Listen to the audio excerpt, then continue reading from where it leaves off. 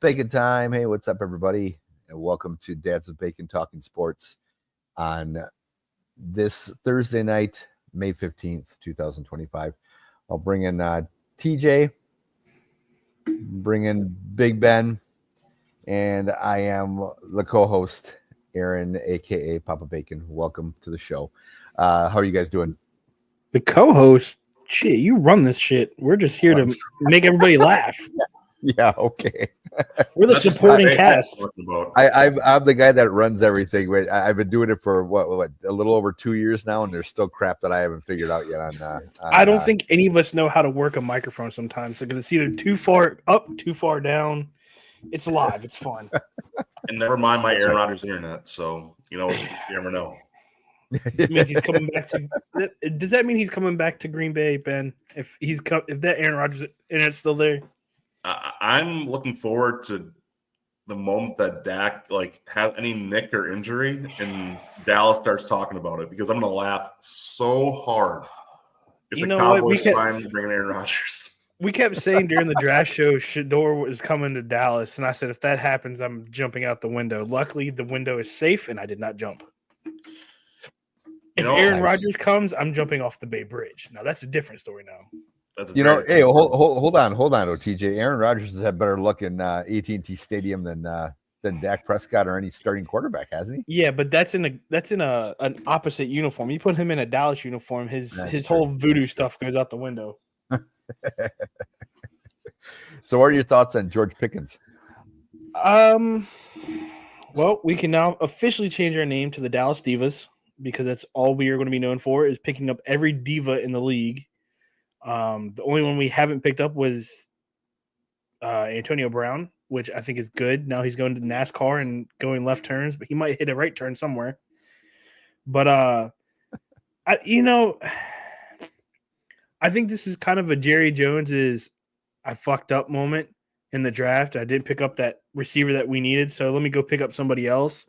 So he picks up Pickens. I'm fingers crossed, hoping that he can actually perform and do what we need for Dallas. But my expectations are extremely low at this point, because I don't see anything good in this until we see everybody on the field. Yeah, Ben, what are your thoughts on that? Look, the Cowboys have one major thing going for them. They're not the Giants. So, if you look at the division right now, the Commanders on the upswing, the Eagles defending champs, obviously, but the Cowboys can hang their hat on one thing right away. They're still not the Giants, so they still have a chance to do something. I mean, look, this is where I'm. End of the day, do I love their draft? Honestly, no, I don't. But the culmination of the moves they made this year do remind me of the Vikings last year. So there is enough there to catch lightning in a bottle that I think you could see something happen with Dallas, so it wouldn't shock me. I mean, usually your divas take about 13, 14 games to really get to full diva status. So if you can harness that energy for the first 10-plus games, they could be in a playoff position regardless of how Pickens is tearing the locker room apart and maybe make a run. Again, you guys know I don't like the Cowboys, but looking at the roster right now as a whole, I think there's pieces that I can get behind. Javonte Williams and Miles Sanders in that running back room with Pickens and Lamb at wide receiver, that massively helps Dak Prescott. And then you throw on a first-round O-lineman to that mix as well. Again, you're helping that offense get better across the board. The defense is still a question for me. There's just a lot of pieces that just don't quite line up yet. But, I mean, I've been wrong there before, and I'll be wrong again, I'm sure. So this could be one of those situations.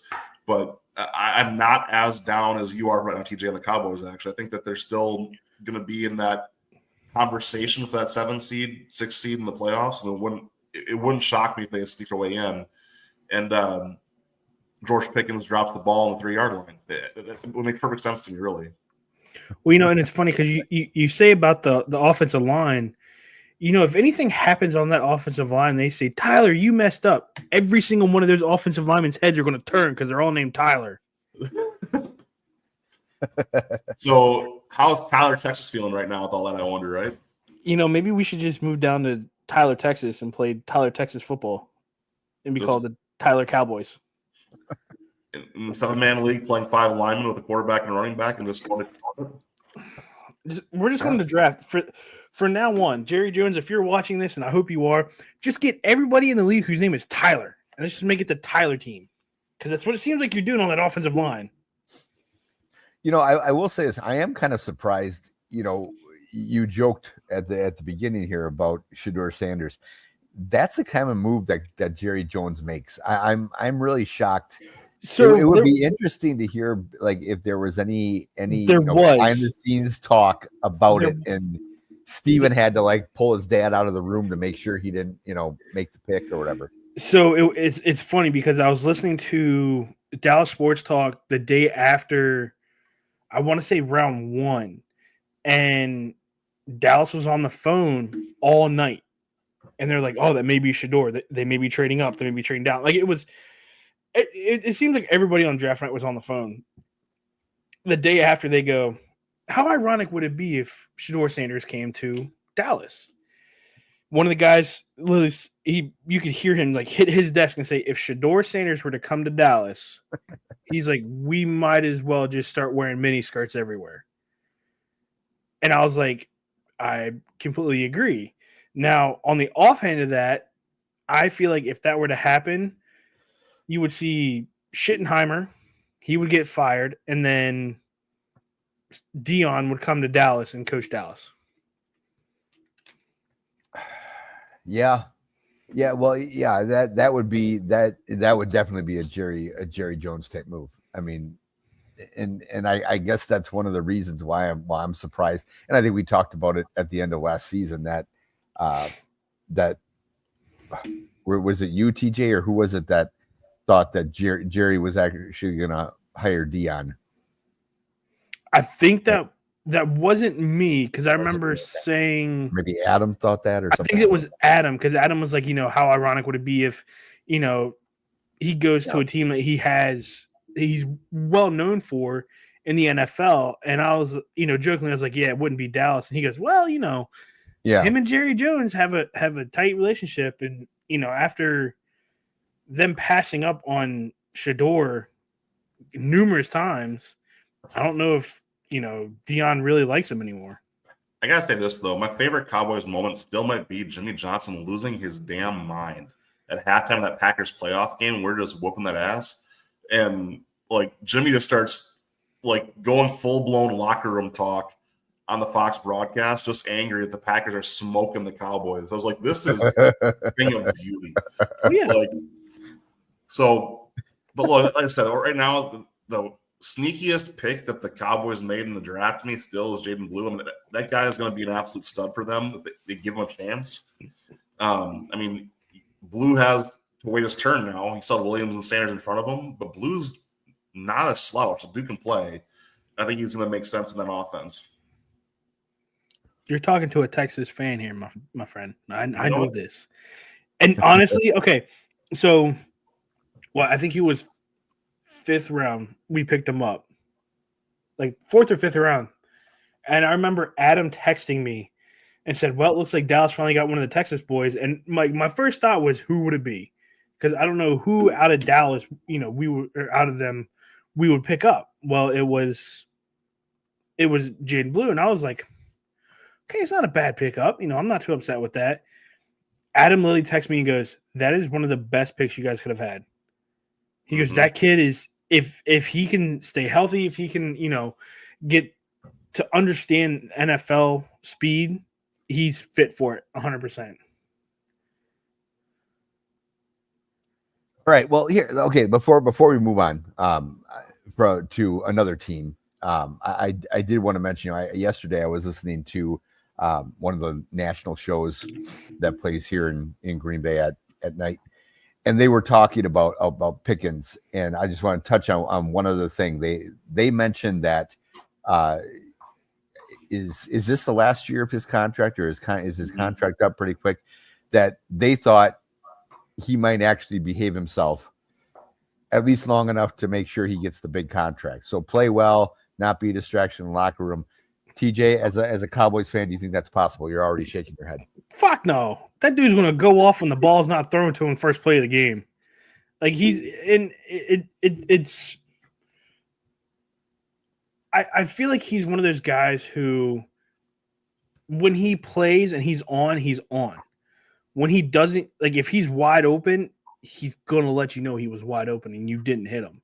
Yeah. So I feel like if he were to do that to Dak, then it's just going to be a whole like atomic bomb going off on that sideline. So give it, I'd say 2 games. Maybe that first game he sees, okay, Dallas, I'm not the number one A1 guy here. That's CD. They're going to have me at receiver number 2. So let's see what I can do. Not saying that game 1 he's going to go off, because honestly, Cooper DeJean is probably just going to be sideline to sideline, hen-hutting both of them. So, I think week 2 is going to show the true colors of Pickens and why, his attitude kind of got him out of Pittsburgh, because that's what a lot of people were saying as he was leaving Pittsburgh coming to Dallas, is his attitude is why they didn't want to re-sign him. Okay, Ben, what are your thoughts on that? You think it's possible or not? Doggone it. Oh, boy. Sorry. Caps lost. I'm just mad. Does that mean they're done now? They're done. They're done. No, so look, where I'll counterpunch the earlier TJ is I think that if with this coaching change, you find some player leadership in that locker room. Big if, right? But if they can, that's the difference that I think the Cowboys have lacked for a while. Yes. Is that they've not had clear player leaders in force on that team. And that's the next step. And Dak's not that guy. He's just not. No, and it seems like every year we hear like, oh, Dak's taking over the leadership of the team. Honestly, the guys who have taken over the leadership, they've retired. Yep. Yeah. And like Zach Martin was the guy that everybody went to. And Jason Witten before him. I mean, it's Jason. And now you're looking at it, who's that next guy? And, people are like, oh, Parsons or, Dak or CD. No, like, I'll be honest. If I was on those teams, I wouldn't want to look up to any one of them. I want to find somebody who truly does something or who I can connect to. To me, that's going to be Demarion Overshown. I mean, look what that kid's gone through. That's a guy who I will follow through hell and back after everything he's been through and what he can do on the field. Yeah, that's a guy that I'd want him to take over the whole team. Okay. All right. So, hey, we got Charles in here, Toilet Ninja. Welcome to the show, buddy. What's up, guys? Love the Stormtrooper free hugs behind you. That's nice. Oh, yeah. Well, he tried to hug me, but he missed. Yeah. Right. So now that you're on the show here, Charles, why don't you give us your thoughts on the Indianapolis Colts having to remove, or not having to, but choosing to take down their schedule release video. Did you guys hear about this, TJ? It's so fucking stupid. Tyreek Hill got butt hurt because he gets in trouble with the law all the time. And so, for anyone who hasn't seen it, we're playing the Dolphins in week 1. So they did a Minecraft video, and the whole thing starts out with Tyreek as a little Minecraft dolphin, and he gets pulled over by the Coast Guard. And that's it. It's just Coast Guard just cruises up on him, like, and that's it. Then it goes to the next scene.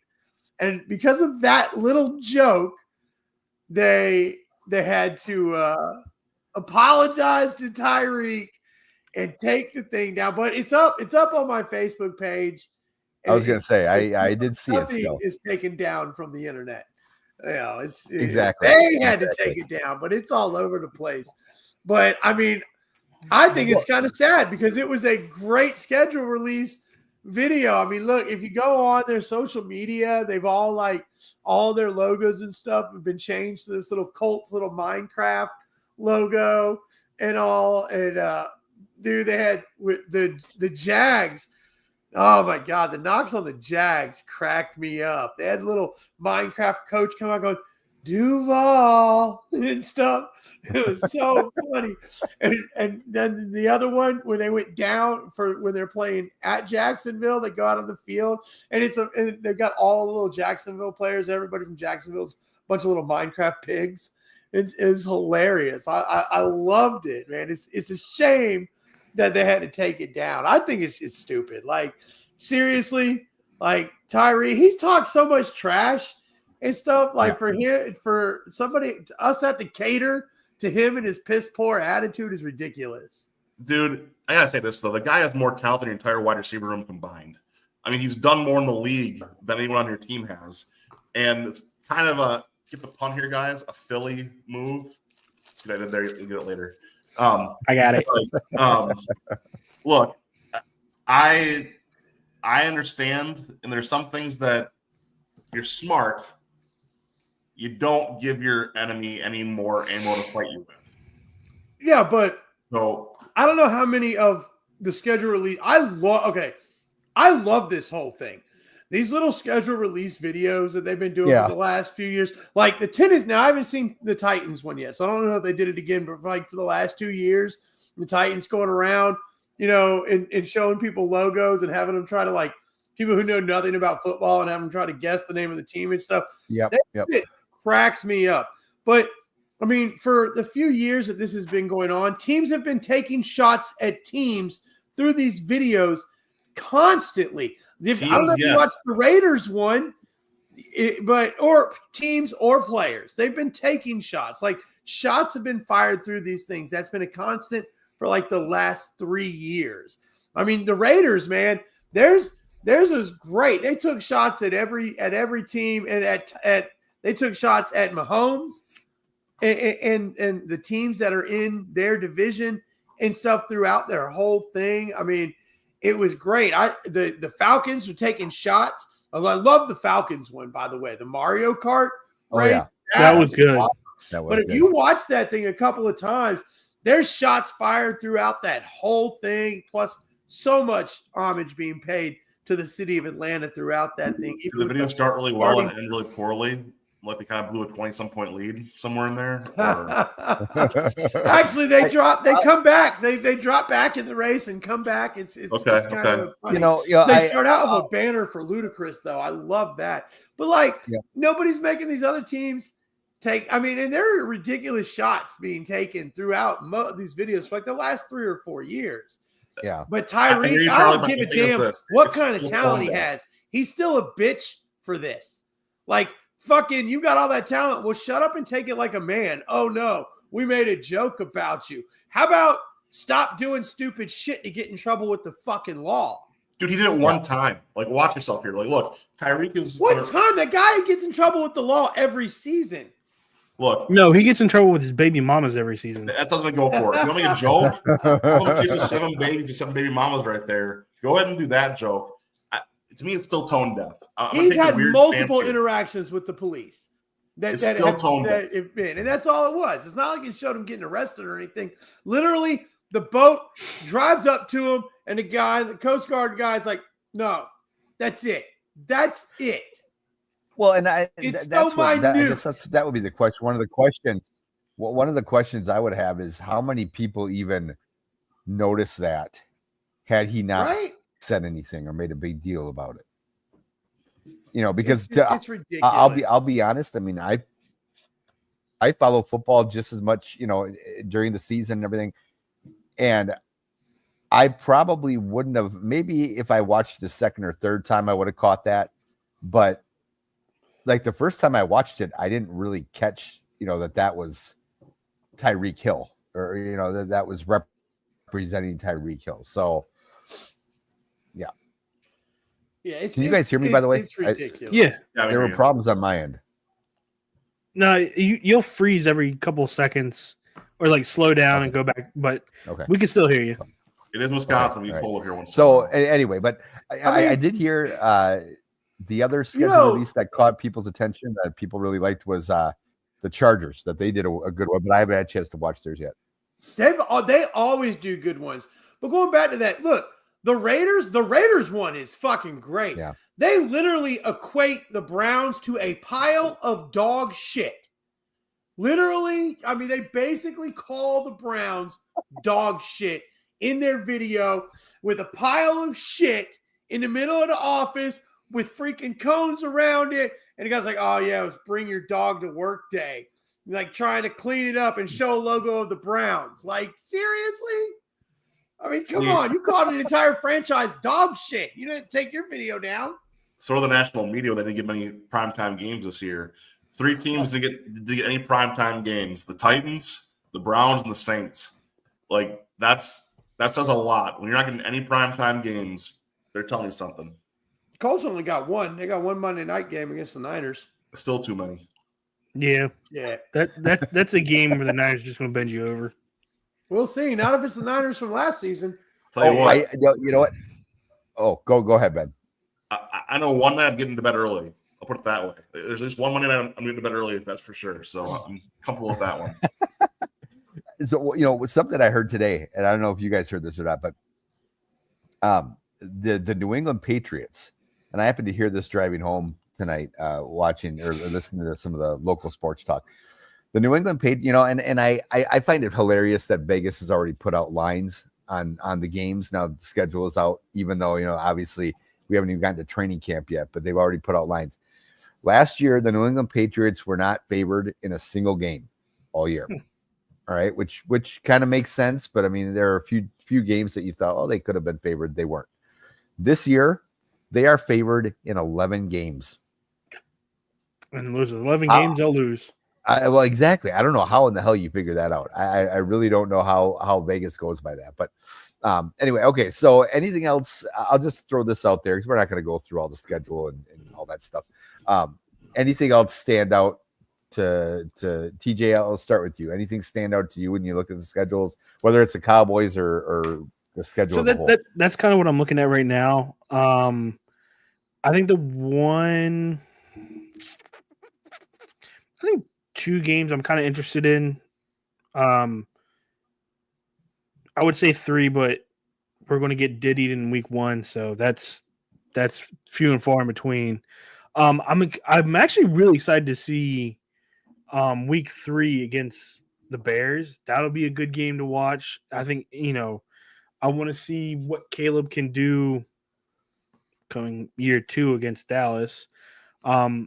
Week 4, we're going to make nachos that day.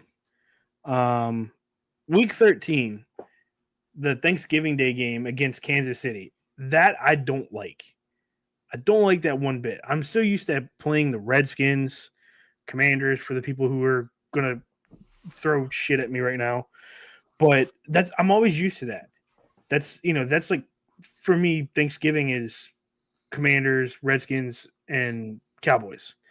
So to bring the Chiefs in that one, I don't know. That kind of it pushes the wrong button for me. But yeah, I think the Bears and the Chiefs game are going to be the 2 that I probably watch the most. The rest of the year, shit, we'd be lucky to go 500. So, a question for you here. I mean, you guys got some good Sunday night games overall. I mean, you got us like not about week 4, but week 15 against the Vikings is an interesting game. Yeah, I saw that. I mean, the segues a little bit to what I want to talk about. When I look at the schedule release, I generally don't care about my team's schedule too much. Besides, where's my bye week?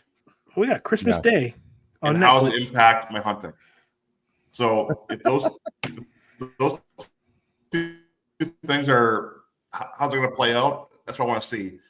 But what they had never really understood is why schedule week 16 and 17 at all for primetime games when you're going to flex something else anyway. Like, does anyone really think the Bears will be playing at 7:20 on week 17 Sunday night? I would be willing to bet right now that game is flexed one or the other. Yeah. It just, to me, it seems sense, but whatever. Yeah. Charles, what do you think? So the Colts schedule, I mean, it's a decent schedule. I got to see. I can't really make a decision on whether we're going to win 3 games or 11 games. It's possible, but I got to see what this quarterback situation plays out, in camp and everything first. But I like this guy. I like not having our last game. Our last game's against Houston. instead of Jacksonville. A lot of times it seems like it's against Jacksonville. So I like that. And, you know, the fact that it's to be determined tells me that at least the NFL thinks we have a shot of having a significant, meaningful game at the end of the season. And I love for the Colts, I love the Falcons and the Colts in Germany. You know, I'm a Colts fan. I live down here in, you know, outside of Atlanta. Like, this is a great game. And just in general, I love the fact that we have 7 international games on the schedule. Like, I mean, basically, like the end of September through the beginning of November, I'm getting to get up every morning on Sundays and watch football at 9 o'clock in the morning. I absolutely love that because I'm a huge fan of the early morning games. I know some people hate it. It's like that kind of thing where you hate it or you love it. I love it. Yeah. And you know what? Some of the matchups might actually be all right. I mean, we'll see. But I like the Washington, God, I always want to say the Skins. The Commanders. Just say it. Just say the Redskins. The Dolphins. That might be a good matchup to close out the international games. You know, and that's in Madrid. Like, we're playing in Spain. We're playing in Ireland. I love what they're doing with this. I know. I can tell you a game. I'm looking at a game right now that's probably giving Ben the tingles. Week 17, the Ravens versus the Packers in Green Bay. Oh, I'm going to see Ben in a Packers jersey and a Ravens hat just walking in. And I don't know if y'all said anything about this yet, but the Super Bowl rematch, I'm excited to see that too. The Chiefs and the Eagles. That's going to be a good game as well. I think what the Chiefs playing the Bills as well this year. Yeah, because week 1 for the Ravens is the Bills. Yeah, that's going to be a good one. Huge game. Yeah, the Chiefs at the Bills. When is that? When is the Chiefs at the Bills? I'm looking that up right now.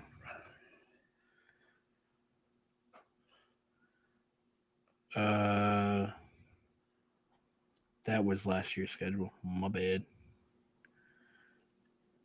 No, they're playing. Let's see. Let me go to CBS Sports. They've got it.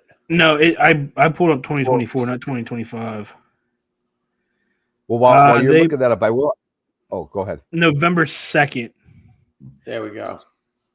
It's a 4:25 game. I will say this. One of the things that stood out to me that I thought was kind of funny, and part of me also kind of felt bad for the Vikings, but which doesn't happen very often. But I believe it's week 4 and week 5, or week 5 and week 6. Yeah. They're the ones that play in they play in Dublin against the Steelers. The very next week, I believe they play the Browns in London. Yes, and they're the home team for both. They're the road team for both. Are they the road team for both? Yeah, they're the road team for both. But what's funny is that they are the first team now, and I don't know if they agreed to do this or if they like lost some bet to Roger Goodell or something, but they've become the first team in NFL history to have to play back-to-back international games in different countries in consecutive weeks. Like the Jaguars have done it before. Yeah, the Jags did it last season. They're always in London. They were in London at 2 different stadiums, but in London. Yeah. So these guys, and I don't know how far apart Dublin is from London. I mean, maybe it's not that big of a deal. I've never been. No, it's just right over a little body of water, isn't it? Yeah, that could be. But this is Charles is obviously our geography teacher here in the group. Ireland is practically England, right? I mean, oh my God! You can like starting a war, Charlie. What are you doing to me here? So anyway, but I thought that was interesting. Like, wow, what did you? Oh boy, Ben, settle, buddy. Okay, well, if no one else says anything about the schedule, I did want to mention. I will bring up another thing that I completely forgot about until the Saints were brought up. Carr retires this past week. What are your thoughts here? I mean, right now, oh my God. Right now we've got 2 teams I'm waiting for you to pull up Substat now. Video. Yeah, no shit. We got the Steelers, and now we have the Saints who are looking for quarterbacks. Aaron Rodgers has actually been rumored for both. I'm not sure. I mean, if he wants to play badly enough, I could see him going to the Saints, but I'm not sure if I'm the Saints if I would really necessarily want him. I mean, what are your thoughts? I guess for me, the Saints, I think they would. Here's where my reasoning is here, Charles, and then I'll let you give your feedback on it. Do the Saints really have a shot at doing anything, even if they became a wild card team in the playoffs? My thought is no. Whereas the Steelers, their defense is good enough to keep them in games. If Aaron can actually get some of the spark back that he had a few years ago, he gives them a shot to go further in the playoffs. I guess I'm wondering, would the Saints rather just tank not necessarily tank the season, but would they feel better off if they could get a high draft pick next year and just kind of sacrifice this year? I think that's why I want Aaron Rodgers. I think over the last couple of seasons, he's proven that if you sign him, you're going to get a good draft pick. Yeah, but think of the. Their way to get Archie is to make it look believable, is to sign Aaron Rodgers because he's going to suck again. But my thought is the price tag. Look, I mean, Aaron's not given a. What was that? What was that, Ben? You draft Tyler Stout in the second round for a reason. They're going to play him. Rattler was absolute dog crap last year.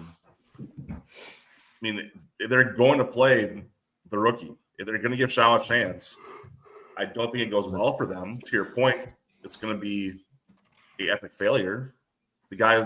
He's the guy that I would have been drafting to try and let him sit behind somebody like, I don't know, Aaron Rodgers, Russell Wilson, someone like that for a few years, let alone try it year 3. Yeah. He's not a guy you want to go throw into the trenches right away because he's going to get killed.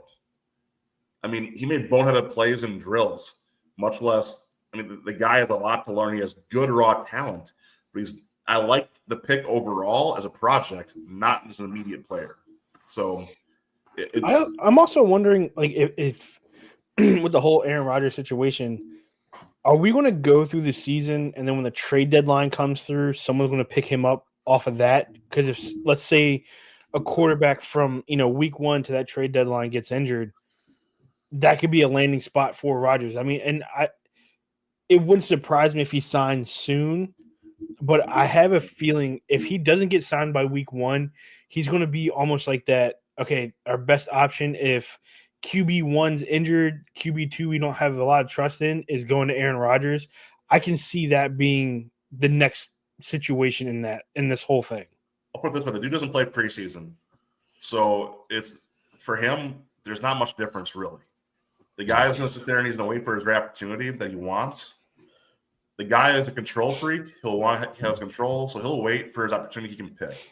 And right now, whatever overtures the Steelers have given him have apparently not made him look. I mean, I literally expected him to come out and take the stage in Green Bay at the draft and announce his retirement before the first pick to try and steal a show. It wouldn't have shocked me at all. The guy, to your point about the Dallas Divas, if Dak does get hurt, watch out. Legitimately watch out. It could happen.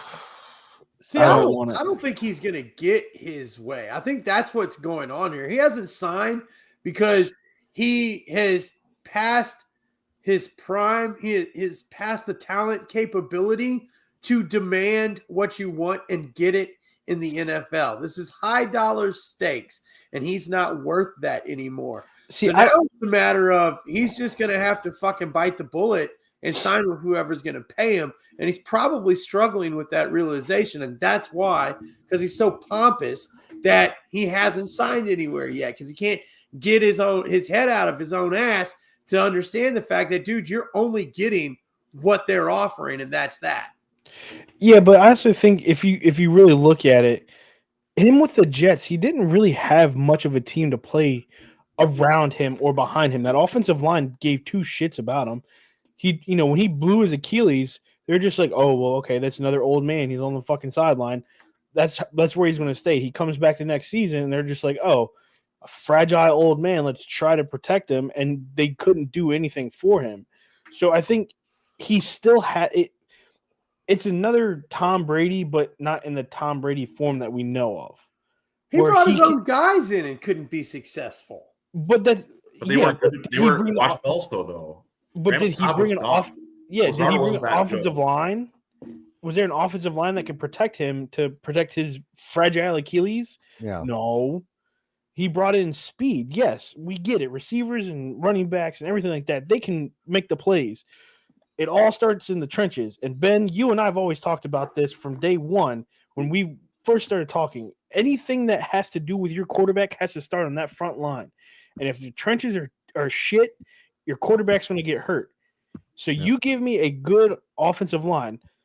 I honestly think, the Saints have that offensive line. Let's call it what it is. You want me protecting you, not Aaron. Exactly. I mean, Aaron's a great guy, but I don't want him on my own line. If it's me, I'm just saying, I'd rather take a guy my size than Aaron's size. Understood. No offense taken. No offense taken. No Right, well, offense taken. You're going to make him cry. When we get off, he's going to cry himself to sleep. And we're going to be like, well, Aaron's not coming back anymore. Cry my Jack and Coke in my plastic brewer's cup that cost me $25. Jesus. I ever tell you? Hold on, real quick side story here. So, the wife and I took our daughter to a Brewer game a couple weeks ago for my birthday and for Delaney's birthday. It's our birthdays are 3 days apart, and we get there right as soon as the gates open. We go to this one of the bars that's in the stadium there, and the guy's talking to us. Of course, my wife wants a old fashioned or whatever. I wanted Jack and Coke, and then our daughter wanted a Sprite. And we're talking to the bartender, and turns out that his birthday is the same day as mine, or whatever. And he's like, "Oh, you guys got to celebrate," And so he talks us into getting these. I got one of these cups, and you can't really see it very well with my camera, but I got one of these cups. Again, a durable plastic cup, but whatever. It's got a Brewers, and then we got one that was dark blue with dark yellow on it for my wife. So then Delaney, my daughter, ends up seeing some guy get this, and at AmFam Field they sell, and Ben, you probably have seen these big plastic bats that they usually fill with beer. Oh, yes. I mean, they're massive bats. Okay. Oh, and yards. Whatever. Yeah. So my daughter was like, "Oh, can I have one of those?" We're like, "Oh, sure, it's your birthday, whatever." And so we piles it up, put some cherries in there. She's got this big, huge ass bat with Sprite in it. All of a sudden, he's like, "Okay, the amount's gonna come up there, right there. If you want to just put your card in there." You know what? Before I say it, anyone want to guess? I'll take each of you can guess how much those 3 drinks were. It was a Jack and Coke, an old fashioned, and a Sprite in that thing. Ben, you go first. What do you think those 3 were? Well, you gave it a little way already with the $25 for your cups. I'm going to say probably $50 on those 2 alone. So I'll say $75. Okay, Charles, what do you think?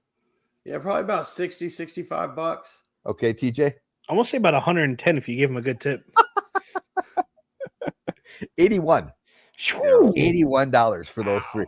And I actually did not allow I didn't allow my wife to actually see because I knew she would be like, "That's it, we're done drinking the rest of the game." And I was like, well, screw that, I'm gonna drink some more. I didn't come to the Brewer game to have one drink, for crying out loud, Come to the O's game where all beers are $5 now. Yeah. Oh my gosh, that'd be like heaven. So we have Ben, you probably heard of the Bowie Bay Sox. They're now known as the Chesapeake Bay Sox. Okay. Every Thursday night, it is dollar beer night. Thirsty Thursdays. I think most of the minor league teams do that. Yeah. They do it in Jacksonville. They do it down here at Gwinnett. Oh, dude, the Timber Rattlers do that too, I think. Yeah, so they just brought in that dollar beer night.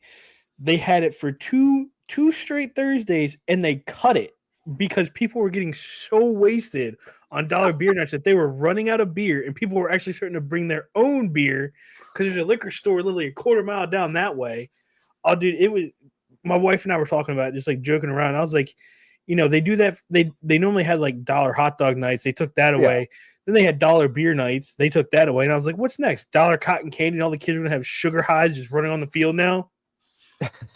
I've got to say this part now. It's one more piece for me harass family and friends in Maryland of this is why Maryland can't have nice things. You can't handle your booze.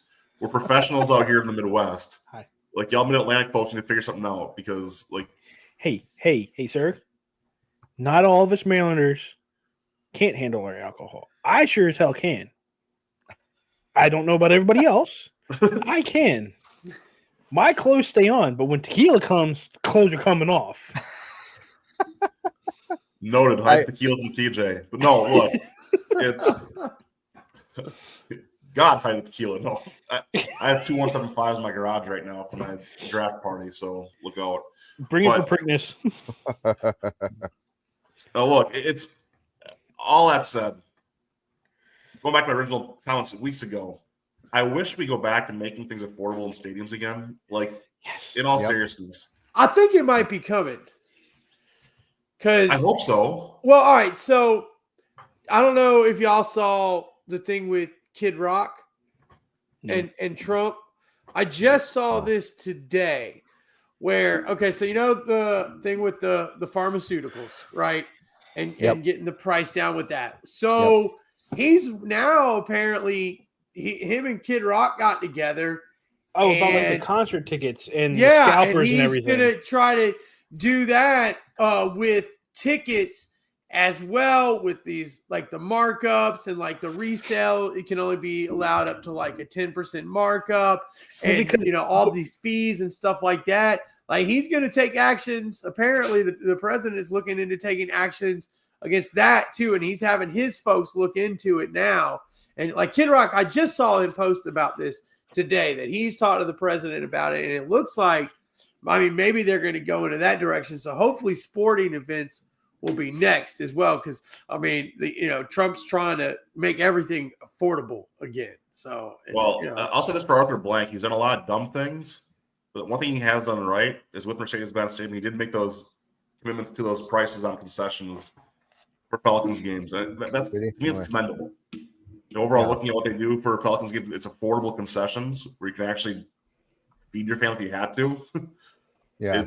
We should be like that for Falcons games. That's why, like, for the O's games, they brought that new family value meal because, you can now buy. The O's are sucking now. They're like 15 games under 500.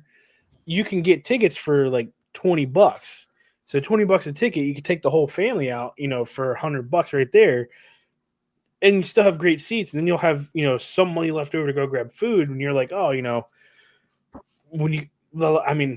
be honest. The Braves just did this week for the series against the Reds and the current series against the Nationals. They did $10 tickets. They're not like the best seats in the house or anything, but $10 tickets. It was $10 parking. But that $10 parking, I found out, was limited to like the first 500 people.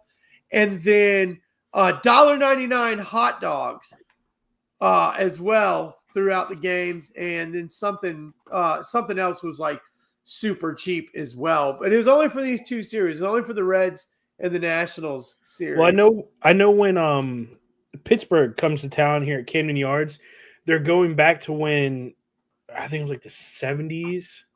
When they played in the World Series and tickets were only $5. That's what they're doing for that whole series is all outfield tickets are $5 to get in. Okay. So what you just posted, Ben, I've been to a game, a Falcons game at Mercedes-Benz, and we didn't see, I will say this, they did have sodas with free refills that we got. It was not $2. But no, it was still like our food was like $10 a piece, which is not bad, but it was also almost $500 for just me and AJ to go. Yeah. So, that's what they're making up. The ticket prices themselves to get into the place are absolutely ridiculous for Mercedes. We just got tickets for the Navy Rice game in September. And we got like the lawn seats that if you ever watch Navy, they've got that little lawn that's back there. $92 to sit there. Jeez. And normally there's tickets for like $40-$50. Sometimes they're a little bit cheaper. And I'm like texting my friends like, I got a buddy who his dad, he graduated from Navy and stuff like that. And I'm just like, why are these tickets so expensive? He goes, oh, well, it goes to resellers. He's like, where are you getting your tickets from? And I told him. He was like, well, that's why. He's like, you have to go through, Navy to get your tickets. So I went through Navy, and still I'm paying $65 to sit on a hill. Yeah, I will say at MLS seats, some of those aren't that bad. The Five Stripes are doing now. Of course, it's against Cincinnati, who's like one of the worst teams in the league. But I just saw a thing, and we're actually looking into it. They're doing mystery tickets, and it's like $33 a piece, and that's including the service charges and everything. And you find out where your seats are 24 hours before the game starts, and then I think they were selling you pick your seat was like something like 35 or like $36 for that game. Now, the Miami game that I looked into upper level was like 80 to $90, but they have been doing a lot of deals on the MLS tickets for Atlanta United down at Mercedes-Benz. Yeah, what's crazy, and then we'll move on and maybe talk about a little bit of the NHL playoffs. But my wife and I, for our anniversary, looked into, and I know this isn't sports related, but Morgan Wallen is going to be Don't do it, please. Oh no, God. No, we're not. We're not. Okay, but he's going to be at Camp Randall Stadium. I think in June or end of June, early July, and we looked into getting tickets. And we went on StubHub because I always go. I mean, StubHub seems to have, at least for sporting events, like when we go to Brewers and Bucks games, have pretty reasonable fees. But we found 2 tickets in the nosebleed section for $149 each. And we thought, it's our anniversary. Why not? Well, that's not a big deal. And by the time, so that would be, if my math is correct, $298 for the 2 tickets before fees. I went to pay, and with the fees, the total went from $298 to $470. Yep. Holy shit! And I was like, I'm looking at the handling fees, and I'm thinking, these are freaking digital tickets. Like, well, what's your handling? Exactly. I don't get that, and I feel like it's gone up since they went digital. Like it's more money when you don't have to mail the paper tickets out to people than it is for the. It just and they have more traceability. That stuff pissing me off. What was that?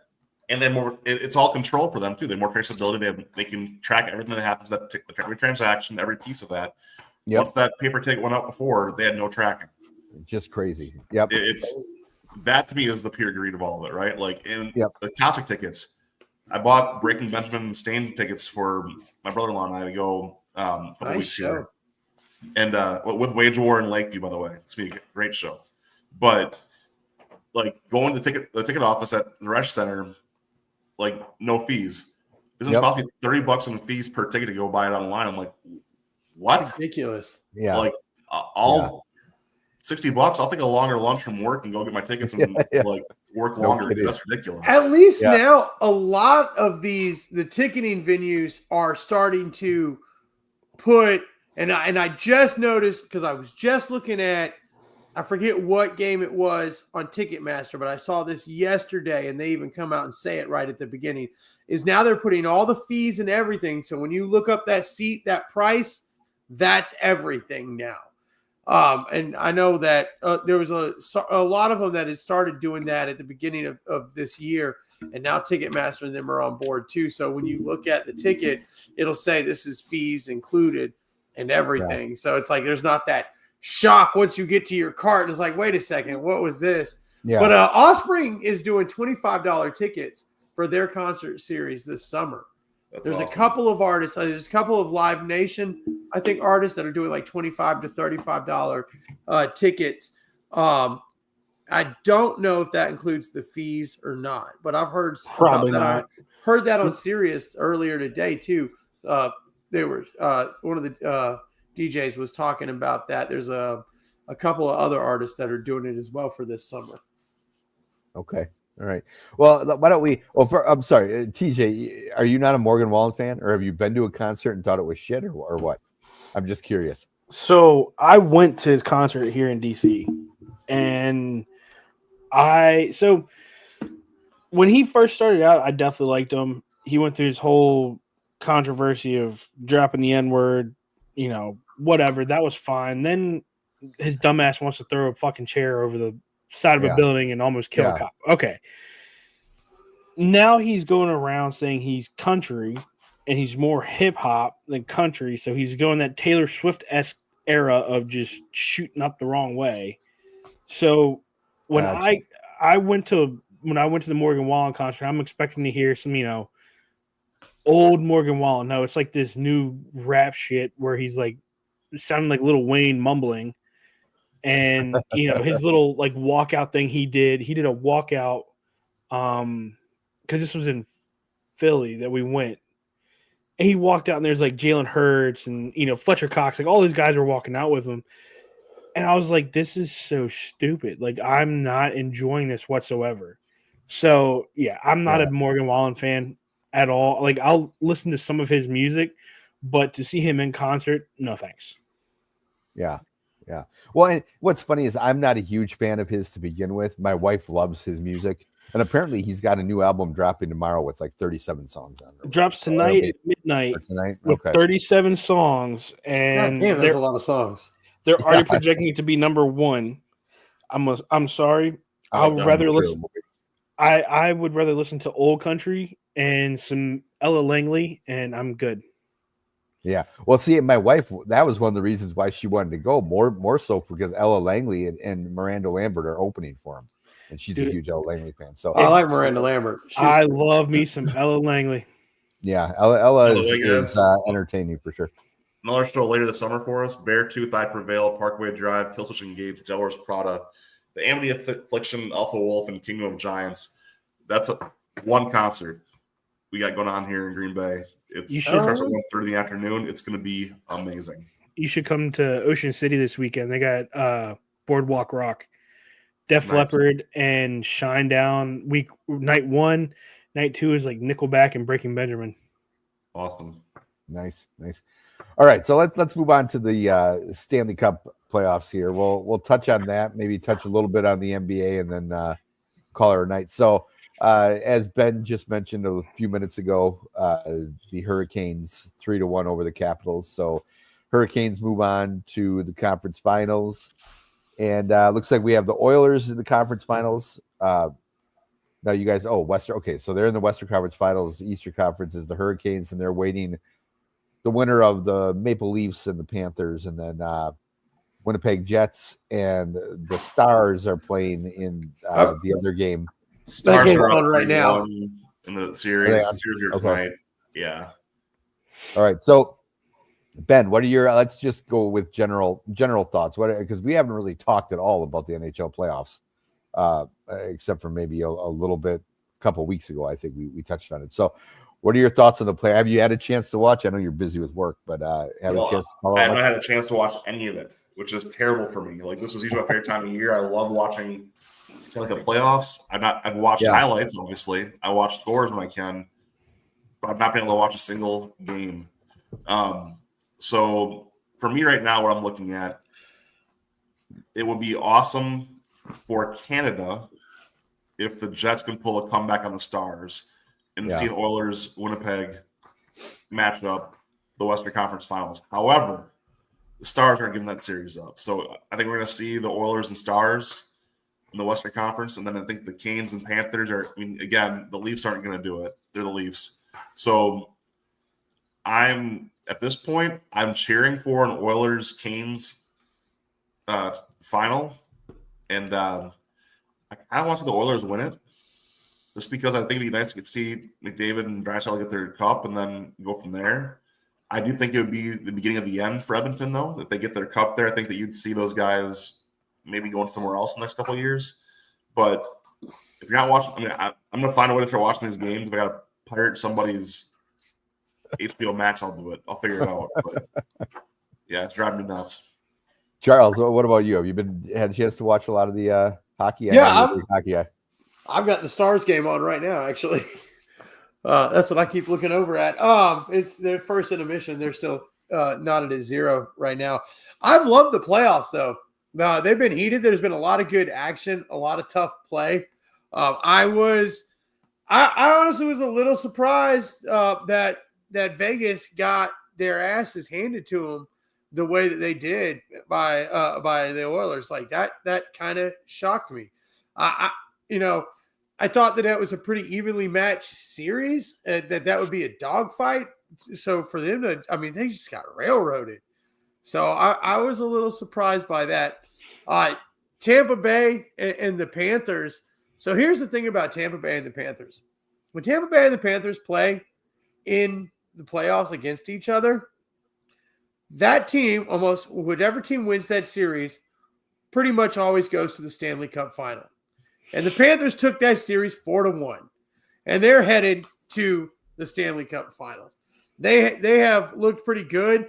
Toronto's putting up a fight, but I feel like in this next game that they've got coming up, which I think is tomorrow. May 16th. Yes, May 16th. Yeah. Tomorrow night. Yep. I think the Panthers will probably close it out in that one. But it's been fun. I mean, these have been good playoffs. I mean, you look a lot of these series in the first round, 6 and 7 games. That was pretty cool. At least on one I say that on one side of the bracket, we had a lot of series, going 6 or 7 games. There was a lot of 4-1 games as well. So I guess really, if I think about it, it's been kind of split down the middle, but it's been entertaining. It's been an entertaining playoffs, and I think the best is yet to come. Well, it looks Stars. Like the first round of the Western Conference was very competitive, and then the semi or the second round, you had 4-1 with the Oilers beating the Golden Knights, and then now it could be 4-1 if the Stars end up winning tonight against the Jets. So it's like, yeah, you had the first round was great, the second round kind of a clunker, but Anyway, TJ, what about your thoughts? Have you had a chance to watch a lot of it? Fuck no, I've been watching baseball. Okay, well let me say this. For both, my man. Let me say this. Let me put it this way. I normally do watch hockey. I was gonna say I thought you did, yeah. So I normally do watch hockey when Boston's inside and when Boston's in the playoffs. When they just tanked the season and let go of everybody and said, "Hey, we're going to bring up a whole bunch of freaking 18U kids to play in the NHL," I gave up. I said, "All right, hockey season's done for me. MLB season's full swing." Gotcha. Yeah. Well, now to touch on something Ben had said that you were kind of hoping for, what was it good? You were hoping for the Oilers and Jets to face off in the Western Conference Finals. Yeah. Last year I had that opinion when was it the Oilers that almost got to the final, the Stanley Cup final? Yep. And they had that chick that flashed everybody. But wasn't that the Oilers? Okay. So I remember thinking to myself, because as somebody who's not a huge hockey fan, I casually watched during the playoffs. I thought, it would be kind of cool to see Canada, because I remember growing up, Canada, was strong in the NHL, and Canadian teams were tough all the time. And now it seems like they're kind of, if they're, I mean, it's been 30 years since any of them have gone to the final, if I'm not mistaken, or something like that, right? Or no? No, or maybe 30 years since any of them won. I think it's been 30 years since somebody's won, but Calgary's been in it a couple times. Yeah. Okay. I think so that's what it was. Yeah. My question is, because Ben, you kind of hinted that you would love to see that with the way things went in the Four Nations, where they sat there and booed the American national anthem. I kind of have a bad taste in my mouth for it now. I don't know if Americans do that crap, though. I mean, think about it. If they don't like who's president, Americans do that same crap too. I'm not saying it's excusable. It's not. It's stupid. It's Bush League to boo another country. Period. Yeah. But I think I see where you're coming with this. I feel like if that happens, if it's an all Canadian final, the viewership's going to drop massively, and it's going to be because of what happened at the Four Nations. Now, do I think out of pure respect, a lot of people are still going to watch it? Of course. It's hockey. True hockey fans are going to watch it. Even if you don't like these teams, you're going to want to see what happens, in who wins it, because, next season comes around. That's who you got to play. So I think the viewership will drop. I don't want to say massively, but it's going to drop, pretty heavily with this. But I think even two Canadian teams, I think it'll be cool to see. But I would watch it. I mean, what the fuck? Why not? Yeah, I get it. They booed, the USA. I mean, there's sometimes in the morning I hear people boo an American flag go by, and you're like, well, you still fucking live here. Shut up. It's one of those things where I understand. We all understand the whole situation, but at the same time, it's like, grow a pair of fucking balls. You live in, you're living here. Good, shut up. Right. So, I don't know. I think if people are going to be that petty about it, then just stop watching the sport in general, because hockey is a massive Canadian sport. Also, can we also agree on this? If it's Florida and Dallas, it's less watchable to me. Why are we having games? I would agree Hear with me that. out. I don't like these places having the Stanley Cup Finals when it's 90 degrees outside. I'll go It's to freaking it. hockey. Some of the best hockey is played in the South, whether you like it or not. Bullshit, there's a Carly. fucking state. Really? Let's Somebody look. mute this man. Florida, Come on, Brian. Florida, Carolina, Give me a break, Texas, dude. LA. I mean, look, Oh. all these places are in the South. Or they're all. Where are all those guys from? Not That's down half there. of the fucking playoffs right They're there. afraid to go watch them and see ice in person. You're going to buy all your milk and bread before you go to the game because ice is just scary too much. St. Louis is like the only team in the playoffs not from Canada that plays in cold weather. Are you fucking kidding What about me? DC? The Southeast, the Southeast in particular, has ruled NHL hockey for like the last 10 fucking years. Like, So come he- on, now- I can't with dude. you, Charlie. I You can't with you. you got to get over. He's You know gonna what? hold on. Look, He's gonna just like the parallel this to the Canadians up SEC there now. Yep. doing Yep. the anthem, you're just being a hoser, eh? That's all it is. Okay. Fucking hoser. You fucking hoser. Hockey is alive and well in the South, and we are damn good at it. It sounds like he's talking SEC again, and Yeah, we ain't yeah. anywhere close to the SEC. Hey, Last I checked, the Stanley Cup's sitting down there in the South, isn't it? It is, yeah. how was Jordan Nelson? It keeps staying down Randy? here too. I'm telling you, whatever he's drinking, I need some because that's some serious hooch. I mean, It's that this good is old ridiculous. Kroger root beer, man. All right, let's move on here to the NBA quick before we're done for the night. And Hold on, I just want to say this. It's funny because that's actually the matchup that I want, though. It's the Stars and the Panthers. That figures. That figures. So There's also a cheese grater while you're at it too. But okay, so in the NBA we've got let's see, the Pacers punched their ticket to the Eastern Conference Finals by beating the Cavs 114-105 to win that series 4-1, which to me was I was incredibly disappointed in Cleveland. I mean, it's one thing for a hot Pacers team to beat them, but for them just to boat race them the way they did 4-1 was inexcusable for the Cavs. And then the other series we have right now, 3-2, the Knicks lead the Celtics with game 6 in Boston tomorrow night at 7:00. And then in the Western Conference, we already have the Timberwolves, number 6 seed in the Western Conference Finals, as they beat the Warriors 4-1 without Steph Curry. And then right now, OKC leads the Nuggets 3-2, but looks like the Nuggets are gonna, if they can hold on here with up by about 10 with 6:49 left to go in that game, they could even the series up at 3-3. So, Ben, obviously you haven't been able to watch any hockey. You've been at least following the basketball. well, I'm following all of it, right? I can't help myself. I'm a degenerate that way. But this is what I'll say. I think that right now the Knicks kind of have a little destiny on their side right now, which is kind of weird. Like it's overall, I think that the Knicks and Pacers would be fun to watch, but the Celtics are the better team here, period. And that's not even really debatable. So I think that right now, looking at this, I expect to see the Celtics pull it out yet.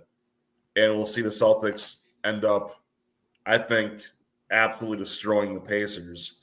Sorry, Brad. And I think we'll get Celtics in the East. And I think going to the West, this also is hard to say, but I'm kind of cheering for the Timberwolves. I mean, I think I want to see if Ant-Man will live up to his promise. If he gets a championship, he's going to go play football instead. It'd be kind of fun to watch that play out.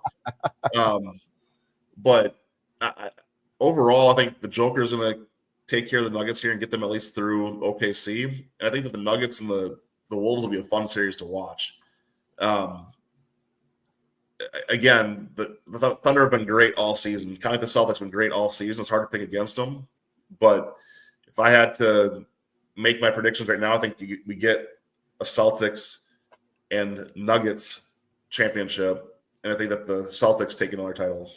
So you think the Celtics are going to win it even without Jason Tatum? I do. Wow. Okay. All right, TJ, how about you've been? Well, and I know you've been watching baseball, but have you been following basketball at all? This is a sport where they take the ball and hit it with a racket, right? And it goes in the uprights. And we yell home run, correct? No. Oh, fuck. Yep, no. Wrong sport. Nope, I don't know what we're talking about. No, I've kind of, I think my NBA kind of came on when Tatum went out, just because that whole situation. But I was also when you said that Golden State lost, I was like, oh, Golden State's going to be up there. Well, they fucking lost. Cool. So, yeah, I really haven't watched anything. I know I've been keeping up with the whole Jason Tatum thing because I watched that Netflix series about the Boston Red Sox, and the Celtics came into the Red Sox clubhouse and when they won the finals and everything. And Tatum said something to Durant, while he was playing. He's like, this is a city where they expect titles. He's like, so, you got to play, hurt or whatnot. But if you're truly hurt, you're truly hurt. Well, yeah, he's fucking truly hurt. So, yeah. Durant actually posted a picture of him in a Tatum jersey going to the game. And I was like, that's respect. That was kind of awesome. But yeah, sure. I haven't really followed basketball. I mean, I couldn't even tell you who has the most threes this year, and I probably never will be able to. Well, yeah, I'm not even sure about that one, but I've been following obvious basketball. I follow more than hockey just because I grew up playing basketball and whatnot. And well, first of all, Charles, since you just came back, have you been following the NBA at all or not? A little bit. What are your thoughts? I mean, I thought I've haven't watched many of the games. I really just kind of checked out the highlights and the scores. Yeah. Just because I don't know, man. I'm almost done with the NBA. Really, it's kind of not the game that I like back in the day.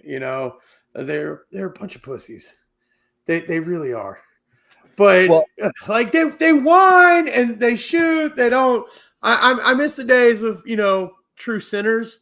That was it for me. When true sinners left the game, I started to just kind of lose interest. Plus, the Hawks suck, and I've been so removed from Indiana for so long that I barely follow the Pacers anymore. But I was excited to see them. I'm excited, to see Pacers and Knicks against each other in the playoffs again. That brings back some memories. Yeah. So that'll be cool. But I'm just glad that the Lakers got knocked out when they did. Ben, Lakers lose, I'm happy. Oh yeah, for sure. You have anything for 4 minutes on high? No. No. Wow. Holy shit! It's gonna snow. It's gonna snow in May. Look, what I'll say is this, I guess, just to I can't not take a mic when it's offered to me, right? End of the day, it's just sports. But wrestling's real to me, damn it.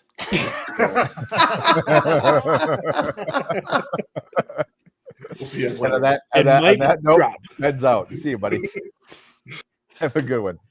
All right. So, yeah. So on that note, why don't we go to our 4 minutes on high? Charles, you always have something good. There's got to be something. I do have something. Or maybe not pissing you off, but go ahead. No, somebody pissed me off this week. I'm sorry. I pissed you off. One job to do. One fucking job. FedEx. What the fuck is your problem?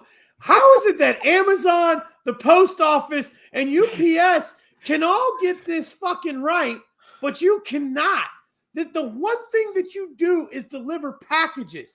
If you give me a 4 or 5 hour window, I expect my package to show up then. And what I damn sure don't expect is to get an email at 5:40 in the afternoon when I'm sitting in my living room with the blinds open, looking to see when you come, to say that you just tried to deliver my package that needs a signature and I wasn't there. Are you freaking kidding me? Like, come on. FedEx has got to be the worst delivery company in the fucking world. Whoa. It is DHL. No, it is terrible. They are DHL terrible. sucks. I can't even tell you. I don't really have any experience with them. I cannot tell. I don't understand why corporations like Walmart and Xfinity and places like this, like, why would you be using FedEx? Their track record is awful. This is ridiculous. And if I call you and I know that you were somewhere in the vicinity of my house 10 minutes ago, let me tell you what the best way to solve this problem is. It's you call the driver. You tell them, A, don't lie about delivering packages. B, turn around from wherever you are and get your ass over to that house and drop off the package. Don't tell me that the best way that you guys can resolve this is to deliver it to me tomorrow. No, that's not the best way. That's the most convenient way for you to resolve the issue. That's not customer service. It's fucking ridiculous. Like, do better or just stop. Stop being a company. FedEx, you are so terrible that you should just stop being a company. I can't believe that big businesses like Walmart, Xfinity, things like this, use you guys. They're keeping you in business because God knows anybody who, from a personal level, just like Joe Blow on the street, who has had any experience with you, I guarantee is not using you. It's just stop. Stop being a company. You are so bad at your job that you need to just stop. It is pathetic. I can pull up my Amazon. It'll tell me my address. It's going to tell me, it'll give me a little map. It'll tell me how many stops away I am. A little picture of a van on there. That'll be 3 neighborhoods down from mine. I'm like, oh, okay, cool. You can't even put my address on your tracking. You just put the city on there. Like, what in the world? Like, is that what's going on? Do y'all not communicate? Do y'all not actually give the addresses? You just tell your drivers, hey, go out here to Winder and figure out a place to deliver this. And if you can't find it, just turn around and come back. I mean, it is fucking pathetic how bad FedEx is. I cannot believe that they are still in business. And other businesses stop using FedEx. Use the post office, use UPS. Hell, Amazon, you want to make more money? Maybe you should just take over deliveries for everyone because y'all seem to know how to do it. So fuck FedEx and fuck the Dodgers. Before we go to TJ here for his 4 minutes on high, I'm excited to announce FedEx is our first sponsor for That's the Bacon Talking Sports. Really excited. So FedEx, don't just ignore everything that Charles just said there. And yeah, anyway. I'll say it sucks you had problems with him because Ben sent me this shirt and it came in 2 days and he sent it like 2 days. I'm sorry you're having those problems. I guess they just don't like you because I'm getting everything from FedEx on time. 3 different addresses that I've lived at, I've had problems with FedEx. It is absolutely ridiculous. And this was the thing where it's my wife's new phone. And like the phone ends on this day, have to have the phone by this day or she's not going to have a phone. Like, come on. See, I've had more problems with like the post office than I have with FedEx or UPS. Yeah, you know what's funny? You bring up Amazon saying how they seem to have their shit together. We ordered probiotics for our dogs, and it's been late for like 2 days now. It still says, "Hey, we're running late with your shipment." It's like, yeah, no shit, we're supposed to get it 2 days ago. Anyway, normally Amazon's very good. We normally don't have really any problems with Amazon, but that was kind of interesting because we kind of need that medication for them. So anyway, go ahead, TJ. Do you have something that's? I don't know if I can beat Charles. I mean, well, none of us can ever beat Charles when it comes to this, man. You should have had me go first. You do your best. I'm not even an angry guy. I'm really not. He's not. But it's just so fucking funny that he goes off on FedEx when I've had no problem with FedEx, but apparently FedEx is telling Charlie to fuck himself every morning. You know what's funny with that with you just saying that, Charles, that you're really not an angry guy. I felt the same way, but then as I look back at some of the things I've said on our like group chat, I'm like, God, I sound like just this crabby vendetta-driven son of a bitch, and like I went off on the Pacers the other night in our group chat, and Ben was like, I think Ben posted a meme with Ted Lasso, like, ooh, and I'm thinking, yeah, I probably don't need to say that, but whatever. Anyway, go ahead, TJ. All right, so my 4 minutes on highs will be very quick, and I'm kind of sad that Ben left because this also has to deal with Ben as well. Baltimore Orioles, please get your shit together. This is getting ridiculous. I sit at work where everybody is an O's fan, and my boss is always saying, hey, if the O's win, we can have a half day. O's have not won to get a half day. We have not been able to get a half day every time this happens. So I was expecting yesterday they had a double header. I said, okay, cool. Maybe I can get out because the first game was at 11 or 12. I was like, if they win this first game, I can get out early. We can go home, do whatever. Lost both games yesterday. Then they have a game today at noon. And I'm like, okay, the game should end at like, I don't know, 2 o'clock or something like that. We should, I should be able to get out by 2 o'clock to go home. Nope, they lost. They got swept. By God, if I go to these games this weekend and they win a fucking game and it's the weekend, I am going to murder the whole organization of the Baltimore Orioles. Because it seems like anytime my boss puts, hey, if the O's win, we could do this, and they never win. Never win. So please get your shit together. And if I've got to do some witchy voodoo shit to make y'all win, I will do it. But please, just win on a weekday when it means the most. All right. So that's TJ's request. Baltimore Orioles win. He will not really kill. I was going to do a little disclaimer. TJ will not really kill anyone. I'll probably smack you in the face. I'll give you a good smack across the face, but there's no murdering. There you go. Okay. And and I actually really didn't have anything, but then I just kind of thought about it when you mentioned the Orioles letting you down like that. And we have here in Milwaukee or in the state of Wisconsin, we have a player for the Milwaukee Bucks, some of you may have heard of by the name of Giannis Antetokounmpo. And right now, yeah, thank you. It's the allergies. And right now, this is a pet peeve of mine that has, as a Wisconsin sports fan in general, has kind of plagued us and many other small market or fans of small market or smaller market teams. Okay. So right now, all the rumors are starting. And of course, a lot of times they're started by the media about Giannis being traded. I'm going to tell you this right now. If this happens, it will be one of the dumbest things the Milwaukee Bucks have ever done. Like there's rumors that, he becomes a free agent after the 2027 season, and there's no way the Bucks will re-sign him. And if that happens, so be it. But as a Bucks fan, I'm going to say this. If your idea, the people that are supportive of the idea of trading him have said this, you need draft picks because the Bucks have traded with the trade for Damian Lillard. They gave up some draft picks and they've traded a lot of draft picks over the years. That's kind of their capital when they trade, so they don't have to actually trade players, which makes sense. But now they don't have any draft picks and first round draft picks until like 2030, I think, or 2028 or something like that.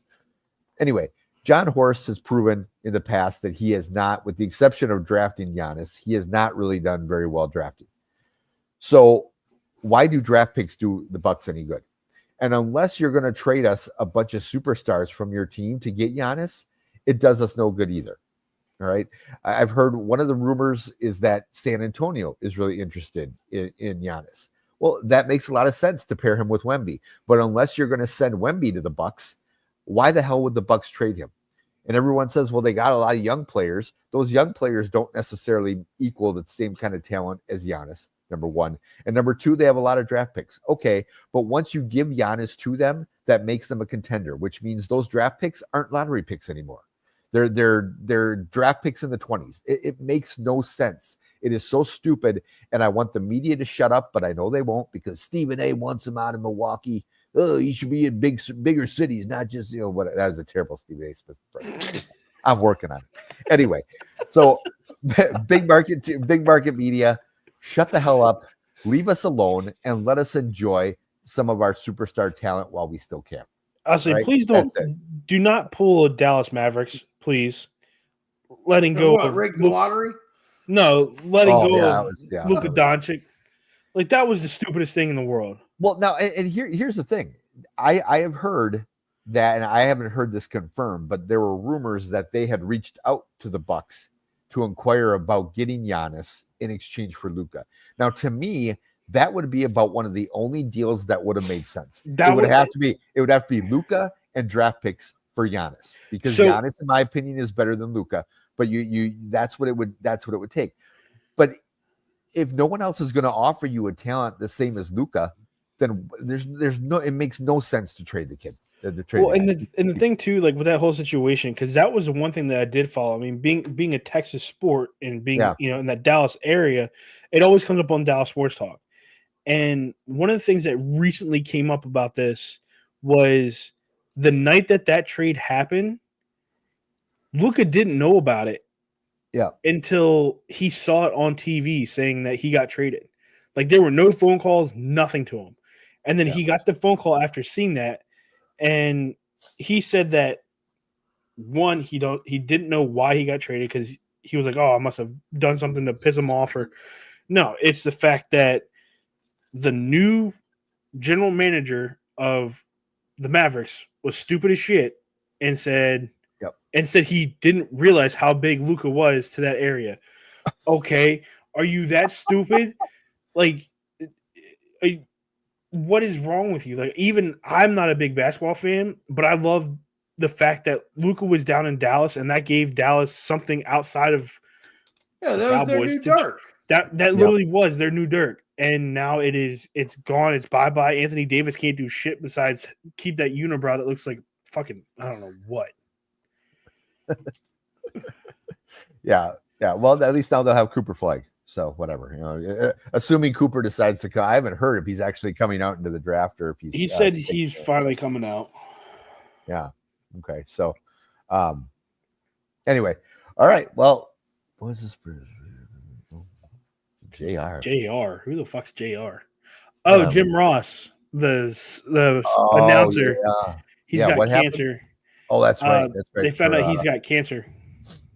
And now is he WWE? Is he AEW? He's AEW. Okay, gotcha. Yeah. From what I know of, I still believe he's AEW. All right. Well, yes, speedy recovery to him. Cancer sucks. Amen. Anyway. All right. So on that note, we're gonna wrap it up for the night, fellas, and everyone have a great week. Is there anything big this weekend in sports? I was trying to the Preakness. Oh, the Preakness. Yeah, All-Star race, right?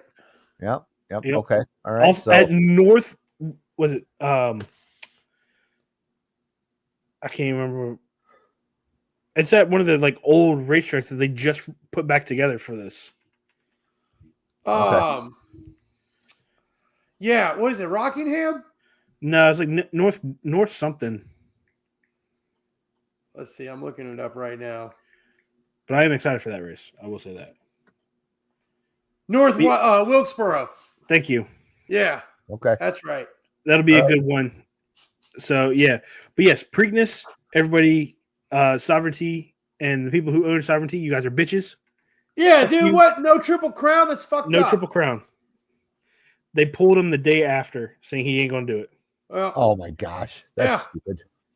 That's so get your money in. I am taking journalism. More fines.